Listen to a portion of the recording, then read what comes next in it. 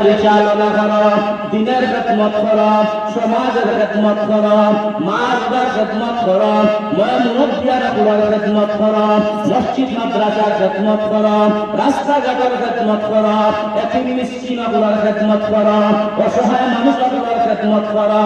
যুবক ভাইরে ভাই, একদিন তোমার শরীরে এই শক্তি থাকতো না, থাকবনি। একদিন শরীরে শক্তি থাকতো না, চলাইও থাকতো না। আমরা যারা বয়স করে গেছি এখন চিন্তা করি আগে কি করলাম আর এখন কি করি।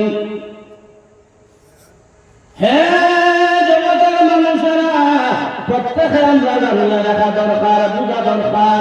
আমার চোখ মুজিলাইলে দুনিয়াবি সব কিছু শেষ হয়ে যাইব। আর মালাকুল মউত আজরাইল আলাইহিস সালাতু ওয়াস সালাম যখন সামনে আসবা, আর কোনো পাওয়ার চলবনি, শক্তি চলবনি, ফেডারি চলবনি, মাস্তানি চলবনি। বলে আজরাইলের সাথে টক্কর দেওয়ার মতো দুনিয়াতে কেউ নাই। সাজ্জাতের মতো ব্যক্তি দুনিয়াতে জান্নাত বানাইয়া প্রবেশ করতে পারছেনি, মাতন জান পারছেনি। এত সুন্দর করিয়া বিলিয়ন বিলিয়ন টাকা খরচ করিয়া তার লাগি জান্নাত বানাইল, কিন্তু এই জান্নাতের ভিতরে পাও ঢুকাইতে পারল না।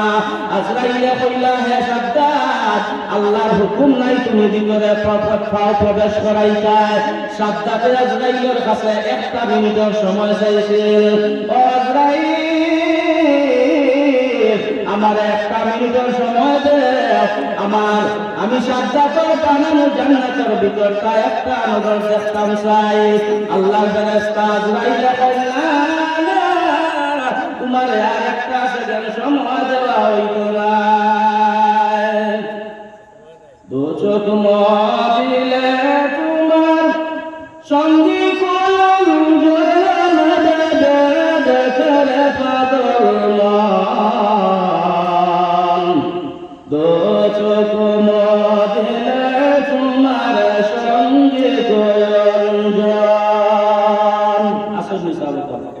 মাতন না কেন ইয় সব পূজার সঙ্গী দেওয়া সঙ্গী।